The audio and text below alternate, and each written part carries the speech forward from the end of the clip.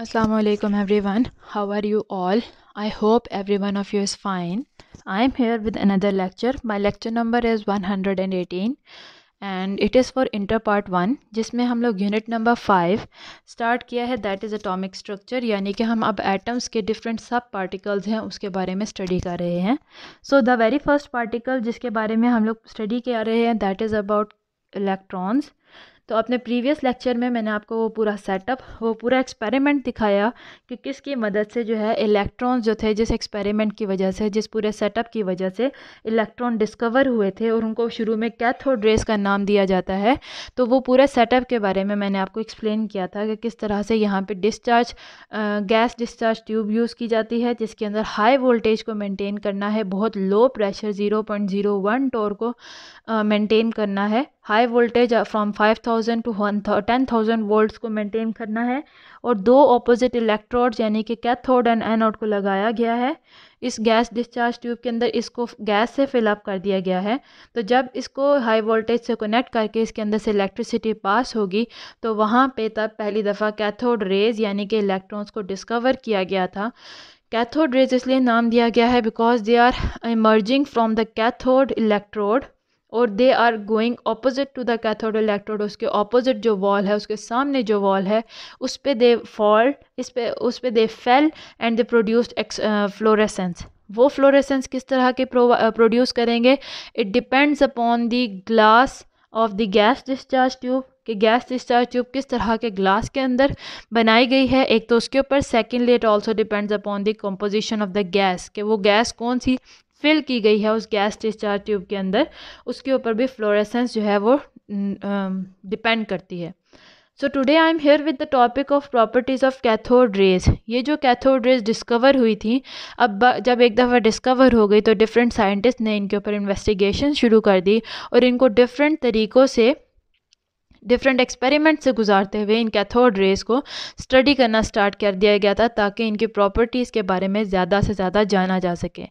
आज हम जानते हैं कि ये इलेक्ट्रॉन्स हैं, लेकिन जिस वक्त ये न्यूली डिस्कवर हुए थे, जिस वक्त साइंटिस्ट इसके पीछे क्यूरियस हो गए थे, at that time they did not know कि ये इलेक्ट्रॉन्स हैं, ये नेगेटिवली चार्ज पार्टिकल्स हैं, ये एटम्स के अंदर पाए जाते हैं. अभी तक सिर्फ वो इसी सस्पेंस में थे कि ये क्या चीज़ हैं, ये जो कैथोड रेज प्रोड्यूस हुई हैं, जिसने दावा किया है कि उसने कैथोड रेज प्रोड्यूस की हैं. तो सब साइंटिस्ट इसके पीछे स्टडी करने लग पड़े कि हाउ टू प्रोड्यूस दैम, क्या इसकी प्रॉपर्टीज़ हैं, कैसे बनती हैं और क्या से इनको यूज़ किया जा सकता है. So for that different experiments were carried out by different scientists throughout the world and in different time periods इनकी different properties दुनिया के सामने आई थी. So we are going to discuss about some of them. So first property जो इसके बारे में बताई गई थी वो ये है कि these cathodes they are negatively charged. इनके अगर चार्ज को देखें तो इनके ऊपर नेगेटिव चार्ज प्रेजेंट है. And how it was shown? It was shown in the year 1895 by J. Perrin. He showed, उसने क्या किया था कि जब इन कैथोड रेज को पास किया जाता है between the poles of magnet, उसने क्या किया कि गैस डिस्चार्ज जो ट्यूब थी जिसके अंदर ये कैथोड रेज बनाई जा रही थी, उसके अंदर मैग्नेट के पोल्स रख दिए ऑन द अपोजिट साइड. एक साइड पे नॉर्थ पोल, दूसरी साइड पे साउथ पोल. तो उसने ये देखा था कि अगर मैग्नेट के पोल रख दिए जाएं गैस डिस्चार्ज ट्यूब के अंदर तो ये जो नेगेटिवली चार्ज पार्टिकल्स हैं they will curve toward the point 2 by the magnetic field. They will curve यानी कि इस तरह से रखी गई हैं. Let me draw the setup over here ताकि आपको क्लियरली समझ आ सके कि किस तरह से इनकी डिफ्लेक्शन को स्टडी करते हुए कि किस तरह से मैग्नेट इनके ऊपर असरअंदाज होती है, इनकी प्रॉपर्टीज़ को स्टडी किया जा रहा था. Suppose this is a gas discharge tube. यहाँ पे कैथोड है जिसको के बाहर हाई वोल्टेज के साथ कनेक्ट किया गया है. This is a sign of battery. अगर इसको हम हाई वोल्टेज के साथ कनेक्ट करते हैं,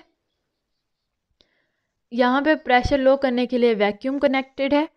यहाँ पे जो जे पेरिन हैं उन्होंने यहाँ पे मैग्नेट सेटअप किया था कि इस साइड पे means from at this side there was south pole and on the other side of the tube there was north पोल.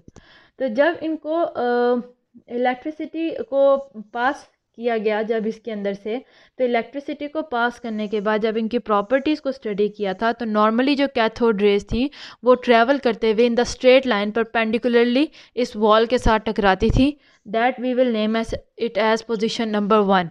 लेकिन जब इसके अंदर ये जो मैग्नेटिक फील्ड है उसको एक्टिव कर दिया गया, मैग्नेट को इसके अंदर रखा गया, तो उसकी वजह से बजाय इसके कि ये स्ट्रेट लाइन में ट्रैवल करती, ये कैथोड रेज जो थी they started to deflect. Deflect means अपने रास्ते से हट के they strike this glass tube at point number 2। किस तरह से पता चल रहा था कि they were striking at point 2? Because they were producing fluorescence. उस फ्लोरेसेंस की वजह से ये अंदाज़ा हो गया कि बगैर मैग्नेटिक फील्ड के फ्लोरेसेंस पॉइंट नंबर 1 पे प्रोड्यूस हो रही थी, लेकिन जब मैग्नेटिक फील्ड को एक्टिव कर दिया गया तो इंस्टेड ऑफ पॉइंट 1 अब जो फ्लोरेसेंस प्रोड्यूस हो रही थी it was being produced at point number 2। This was all happening in the year 1895 by J Perrin. After J. Perrin, after 2 years, 1897 में another scientist, his name is J. Thomson, he established their electric charge. अभी तक जे Perrin ने सिर्फ deflection को देखा था और ये अंदाज़ा ही लगाया था, तो इसके ऊपर भी मज़ीद वर्क जारी था कि ये प्रूफ किया जा सके whether they are actually negatively charge particles या नेगेटिवली चार्ज रेज, या फिर इनके ऊपर चार्ज डिफरेंट है।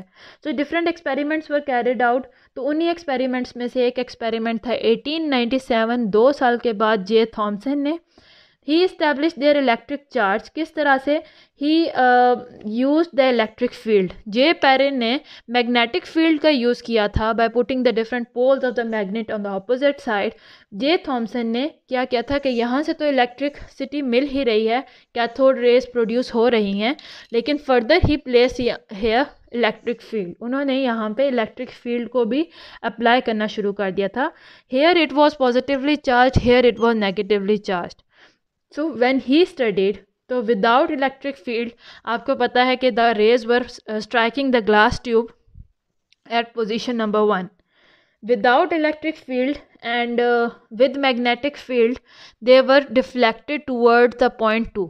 और जब मैग्नेटिक फील्ड को ऑफ करके अगर जे थॉमसन के एक्सपेरिमेंट में हम इस इलेक्ट्रिक फील्ड को ऑन कर दें, तो यहाँ पे देखा गया था कि इंस्टेड ऑफ पॉइंट 1 और point 2 they started going up, they started deflecting upward at point number 3।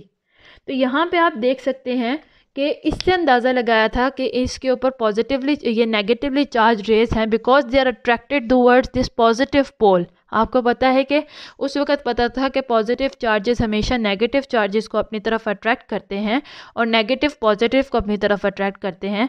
तो जब ये वाली रेज जिनके ऊपर चार्ज को स्टडी करने की कोशिश की जा रही थी, जब वो पॉजिटिव इलेक्ट्रोड की तरफ शिफ्ट होना शुरू हो गई, उस तरफ डिफ्लेक्ट होना शुरू हो गई, तो उससे ये क्लियर हो गया था कि these rays are negatively charge. तभी वो ऑपोजिट चार्ज यानी कि पॉजिटिव प्लेट की तरफ अट्रैक्ट हो रहे थे।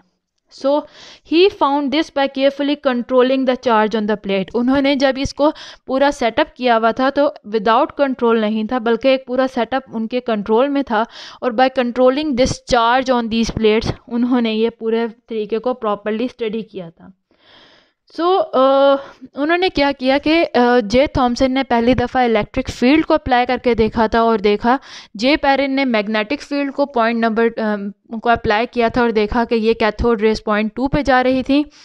जे थॉमसन ने इलेक्ट्रिक फील्ड को अप्लाई किया और देखा कि इलेक्ट्रिक फील्ड अप्लाई करने से they were deflected at point 3। So what J Thomson did, he used both of these fields. उन्होंने इलेक्ट्रिक फील्ड को भी यूज़ किया और मैग्नेटिक फील्ड को भी यूज़ किया, और उन्होंने कहा कि अगर केयरफुली इन दोनों फील्ड्स की वैल्यूज़ को कंट्रोल किया जाए तो इंस्टेड ऑफ डिफ्लेक्टिंग ये जो रेज हैं they will again go to point 1, they will travel in the straight line and they will strike with the glass tube perpendicularly, यानी कि स्ट्रेट वो लाइन में ट्रेवल करेंगे, they will not deflect. So in other words we can say कि जे Thomson ने अपने experiment में electric field को की मदद से मैग्नेटिक फील्ड को के इफेक्ट को कैंसिल आउट कर दिया था, या आप ये भी कह सकते हैं कि उन्होंने अपने एक्सपेरिमेंट में मैग्नेटिक फील्ड की मदद से इलेक्ट्रिक फील्ड के इफेक्ट को कैंसिल आउट कर दिया गया था।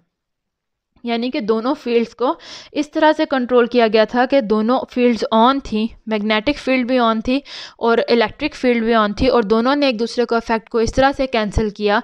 जो कैथोड रेज थी वो इस तरह से बिहेव कर रही थी कि दोनों ही ऑन नहीं थी, means they were following on their original position, जो कि एब्सेंस में, in the absence of magnetic field और इलेक्ट्रिक फील्ड जिस पोजीशन पे वो स्ट्राइक करती थी, अभी भी दोनों फील्ड ने जब एक दूसरे के इफेक्ट को कैंसिल कर दिया तो तब भी वो उसी तरह से अपने ओरिजिनल पॉइंट को ही स्ट्राइक कर रही थी, like there was no presence of magnetic field और इलेक्ट्रिक फील्ड सराउंडिंग देम।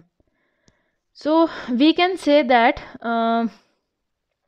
यहाँ पे ये एक बहुत बड़ी डिस्कवरी थी कि जब चार्ज को डिस्कवर किया गया था by J Thomson and J Perrin, कि किस तरह से ये चार्जेस जो हैं, ये जो इलेक्ट्रॉन्स हैं या कैथोड रेज हैं, इनको इलेक्ट्रिकल फील्ड और मैग्नेटिक फील्ड से इनके ऊपर असर होता है, इनकी पोजीशन चेंज हो जाती है, ये डिफ्लेक्ट हो जाते हैं। तो इस तरह से जो फर्स्ट प्रॉपर्टी डिस्कवर हुई थी इन कैथोड रेज की, पहली पेशरफ्त जो थी इनकी स्टडी में, दैट वाज कि ये नेगेटिवली चार्ज्ड पार्टिकल्स हैं। अभी तक मज़ीद इनके बारे में नहीं था पता कि these were the sub particles of atoms, बस यही बताया गया था कि ये जो रेज प्रोड्यूस हो रही हैं in actuality they were negatively charged, क्योंकि वो पॉजिटिवली चार्ज्ड इलेक्ट्रोड के साथ या इलेक्ट्रिकल फील्ड या इलेक्ट्रिकल प्लेट के साथ की तरफ को अट्रैक्ट हो रही थी, that is why they are negatively charged.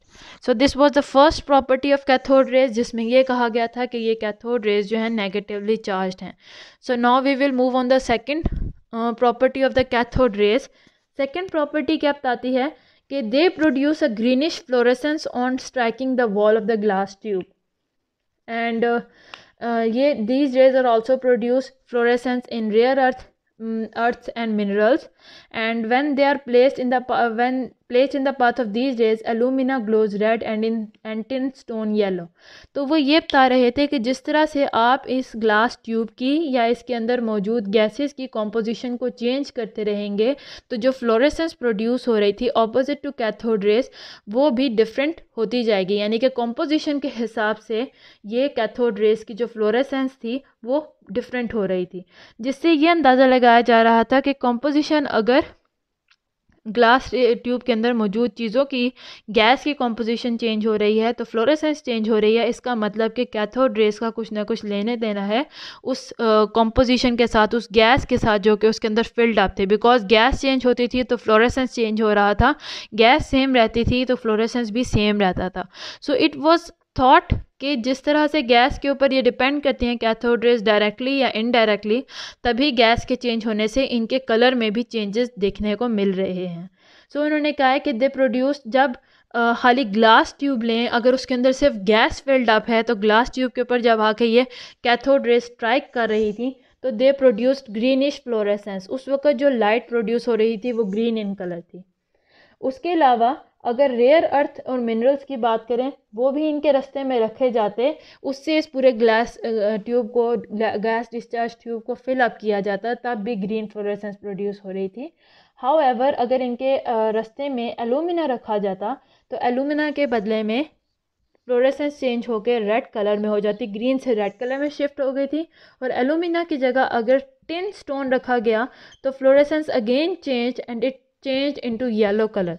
सो जिस तरह से इसके अंदर चीज़ों के मटेरियल चेंज हो रहा है गैस डिस्चार्ज ट्यूब के अंदर, वैसे वैसे ही जो फ्लोरेसेंस है वो भी चेंज होती जा रही है, जिससे ये अंदाज़ा लगाया गया था कि this fluorescence depends upon the things, upon the gas that is present within the gas discharge tube. तो these are the two properties जो कि मैंने जिनके बारे में आज डिस्कस किया है अपने आज के लेक्चर में। उम्मीद है आपको इन दोनों प्रॉपर्टीज़ की समझ आई हो। यहीं से लेक्चर कंटिन्यू करूँगी नेक्स्ट वीडियो में। उम्मीद है यहाँ तक आपको समझ आई हो। अगर कोई भी प्रॉब्लम है तो आप मुझसे कमेंट सेक्शन में पूछ सकते हैं। I am here to help you out and see you in the next lecture. Till then, अल्लाह हाफिज़।